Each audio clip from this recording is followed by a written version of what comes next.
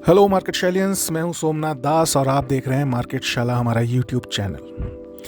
आज के इस वीडियो में हम बात करेंगे निफ्टी 50 फ्यूचर्स की इंट्राडे ट्रेडिंग स्ट्रैटेजी की गुरुवार 29 जनवरी 2026 यानी कल के लिए। इस वीडियो में आप जानेंगे मार्केट का ओवरऑल मूड, ज़रूरी सपोर्ट और रेजिस्टेंस, बाय और सेल ट्रिगर और ग्लोबल फैक्टर्स जिनका की इम्पैक्ट मार्केट के ऊपर पड़ सकता है। तो इस वीडियो को अंत तक ज़रूर देखना है दोस्तों। ये हमारी एक कोशिश है एक ट्रेडर कम्युनिटी को स्ट्रेंथ देने की, स्किल्स देने की, जिससे कि ट्रेडिंग को एक बिजनेस के तरीके से जो कि इंटरेस्टेड हैं इसको अपना करियर के रूप में आगे लेकर के जाने के लिए वो एक सही लर्निंग के साथ आगे बढ़ सकें। क्योंकि हर बेहतरीन चीज़ जो है कॉम्प्लिकेटेड नहीं होती है। चीज़ें जितनी सिंपल होती हैं उतनी ही ज़्यादा वो आगे ग्रो करने का पोटेंशियल रखती हैं दोस्तों। तो ट्रेडिंग भी एक ऐसा ही व्यवसाय है जहाँ पे कि बहुत ज़्यादा कॉम्प्लिकेशंस, बहुत ज़्यादा होली ग्रेल सिस्टम के पीछे भागने की जगह अगर आप कुछ चीज़ों को अपने सेटअप का हिस्सा बना लें, discipline, money management, risk and reward और एक प्रॉपर आपका एक यूनिक सेटअप, तो इस बिजनेस के अंदर आपको सफल होने से कोई नहीं रोक सकता। तो चलिए सबसे पहले बात कर लेते हैं मार्केट का ओवरव्यू कैसा रहा। पिछले कुछ सत्रों से मार्केट में अनिश्चितता और सेलिंग प्रेशर जो है बना हुआ था, लेकिन अब बुल्स ने आंशिक रूप से ही सही कंट्रोल ऐसा लग रहा है कि वापस लेने की पूरी तैयारी कर ली है। निफ्टी 50 फ्यूचर्स, क्योंकि ट्रेड तो निफ्टी 50 फ्यूचर्स में ही होता है, इसलिए स्पॉट लेवल की नहीं, निफ्टी 50 फ्यूचर्स की बात हम करेंगे यहाँ पे। और जैसा कि हम रोज करते हैं, निफ्टी 50 फ्यूचर्स, अगर कहीं पे मेरे मुंह से निफ्टी 50 फ्यूचर्स का संबोधन ना भी निकले तो आपको ये मानना है जब हम ट्रेडिंग लेवल्स की, सेटअप की और ट्रेडिंग स्ट्रैटेजी की बात कर रहे हैं तो हम निफ्टी 50 का करंट फ्यूचर के चार्ट को डिस्कस कर रहे हैं, उसके लेवल्स को डिस्कस कर रहे हैं और उसके ट्रेड को डिस्कस कर रहे हैं। जहां पे हमें निफ्टी 50 का स्पॉट लेवल डिस्कस करना होगा वहां पे मैं खुद आगे से बोलूंगा कि अब हम निफ्टी 50 के स्पॉट लेवल की बात कर रहे हैं, राइट। निफ्टी 50 फ्यूचर्स ने नई सीरीज की शुरुआत मजबूत गैप अप ओपनिंग के साथ करी दोस्तों। यह साफ संकेत है कि शॉर्ट टर्म सेंटीमेंट थोड़ा बेहतर तो हुआ है। फिलहाल तेज बिकवाली रुकी हुई नजर आ रही है और इंट्राडे ट्रेडर्स को भी दोबारा पोजीशन बनाने में थोड़ा एक मोमेंटम मिल रहा है, तो एक मजा आ रहा है। चाहे किसी भी साइड मिले, चाहे वो नीचे की तरफ मिले या ऊपर की तरफ मिले, लेकिन कम से कम एक ऐसी रेंज मिलना जरूरी है, लेवल बेस्ड रेंज, जहां से कि कोई एक पोजीशन बनाई जा सके, चाहे लॉन्ग साइड पे या फिर शॉर्ट साइड पे। वैसा आज होता हुआ भी नजर आया, जिसकी कि हम अभी आगे बात करेंगे। आज पूरे दिन का जो एक्शन रहा, आज का सत्र काफी एक्टिव और वोलेटाइल रहा। करीब 186 अंकों का इंट्राडे रेंज जो है हमें निफ्टी 50 फ्यूचर्स पर देखने को मिला। इसका मतलब है बायर्स और सेलर्स दोनों तरफ से मजबूत भागीदारी निभा रहे हैं, यानी कि दोनों का जो है पार्टिसिपेशन मार्केट के अंदर है। तो मार्केट आपको नीचे भी जाता हुआ दिखाई दिया, उतनी ही तेजी से मार्केट ऊपर भी जाता हुआ आपको दिखाई दिया। पहले के एनालिसिस में हमने बताया था कि 25,079 के नीचे अगर मार्केट जाता है तो वहां पे कमजोरी की उम्मीद जो है दिखाई देगी, जहां से कि हम एक शॉर्ट पोजीशन बना सकते हैं। लेकिन मार्केट ने आज खुलते ही गैप अप ओपनिंग दी। 25,445 के पास गैप अप ओपनिंग होने से जो हमारा ये शॉर्ट साइड का जो सेंटीमेंट वाला जो लेवल था, ये पूरी तरीके से इररेलेवेंट हो गया, यानी कि अप्रासंगिक हो गया, राइट। गैप अप से हमें क्या सीख मिलती है? यहाँ एक बहुत ज़रूरी सीख है दोस्तों। गैप अप ओपनिंग में जब आपके पास स्पेसिफिकली गैप अप ऐसा हुआ हो जो कि आपके डिसाइसिव टेक्निकल लेवल्स के आसपास ना हो, उसकी बात मैं कर रहा हूँ। गैप अप ओपनिंग में प्राइस को चेज करना रिस्क बढ़ाता है। सबसे सही तरीका है प्राइस को अपने अहम टेक्निकल लेवल्स के पास आने देना चाहिए, क्योंकि ट्रेडिंग में बहुत हद तक जो काम करने, सक्सेस दिलाने के लिए जो काम करता है वो है डिसिप्लिन और आपका साइकोलॉजी, राइट। डिसिप्लिन ही इंट्राडे ट्रेडिंग की सबसे बड़ी ताकत है। ये नहीं कि मार्केट ने एक मजबूती दिखाना शुरू किया और आप अपने जो है बुलिश बायसनेस के साथ बिना लेवल्स के ट्रेड में कूद पड़े, ऐसा नहीं करना है, जो कि आज भी मैं आशा करता हूं नहीं ही किया गया होगा। प्राइस एक्शन और सपोर्ट सेशन के दौरान निफ्टी फ्यूचर्स ने 25,379 के जोन को टेस्ट किया। ये हमने कल डिस्कस किया था।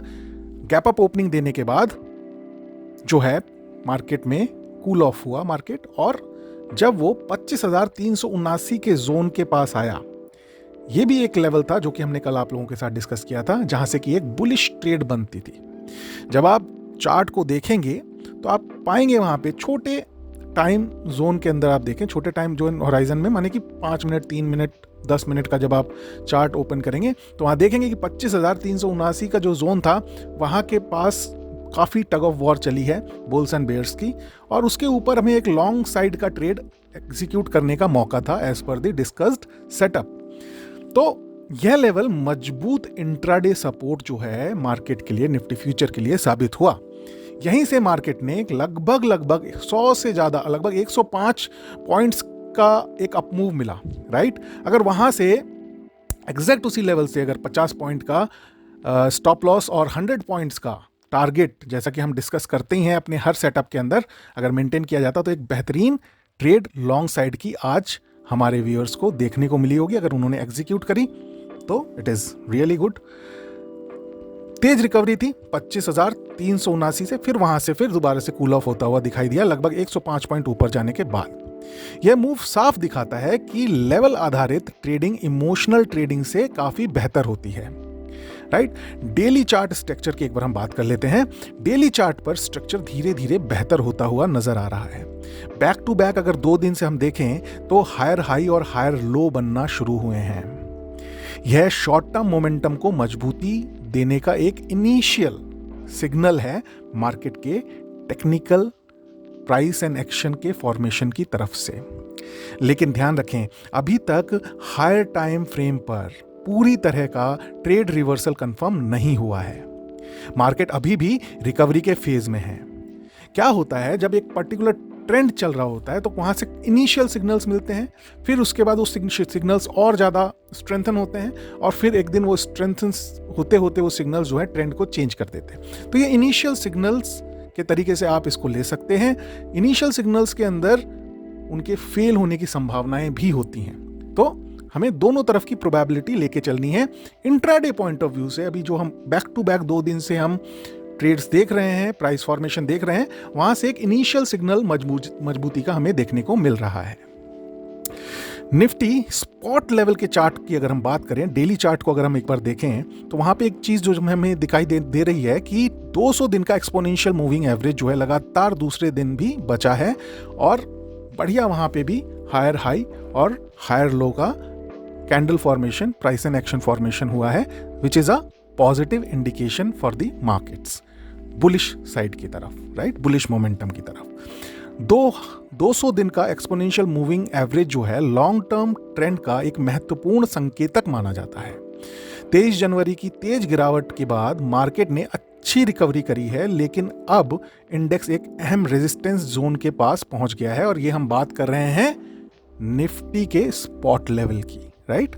उस चार्ट को जब आप डेली टाइम होराइजन के ऊपर देखेंगे तो वहां पे आपको 200 डे का एक्सपोनेंशियल मूविंग एवरेज सेव होता हुआ दिखाई देगा पिछले 2 दिन से, मतलब आज का और कल के दिन बैक टू बैक, एंड साथ ही साथ वो एक नियर बाई रेजिस्टेंस जोन की तरफ आगे बढ़ रहा है, अग्रसर हो रहा है, क्योंकि अब जैसे जैसे ऊपर की तरफ मार्केट बढ़ेगा तो हर लेवल पे एक रेजिस्टेंस आएगा, और वो रेजिस्टेंस टूटता है। जब मार्केट में बुलिशनेस होती है तो रेजिस्टेंसेस टूटते हैं, और जब मार्केट में बेयरिशनेस होती है, कमजोरी होती है, तो सपोर्ट टूटते हैं, राइट। तो ये कोई नई बात नहीं है।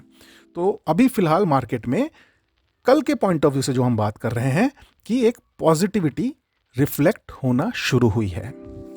वॉलेटिलिटी इंडेक्स अब पहले के मुकाबले काफी कूल ऑफ हुआ है।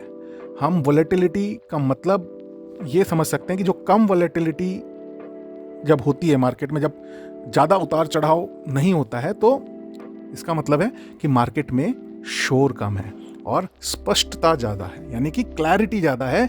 मार्केट में ज़्यादा अननेसेसरी मूवमेंट नहीं है, जो कि लो वॉलेटिलिटी में मार्केट को एक बुलिश सेंटिमेंट की तरफ अग्रसर करने का काम करता है। यह माहौल इंट्राडे ट्रेडर्स के अनुकूल माना जाता है, जिससे कि उनके जो स्टॉप लॉसेस हैं वो ट्रैप में आने से बचते हैं, राइट, और ज़्यादा हिट नहीं होते। ट्रेंड जो है मिलने के आसार ज़्यादा बन जाते हैं अगर वोलेटिलिटी इंडेक्स जो है इंडिया विक्स जो है कूल ऑफ होता है, तो जो कि देखा जा रहा है डेली चार्ट के ऊपर। It is a good sign. गुरुवार के लिए अहम लेवल्स क्या होंगे, अब हम बात कर लेते हैं कल यानी कि गुरुवार को क्या अहम लेवल्स होंगे और trading strategy, intraday trading strategy क्या होनी चाहिए।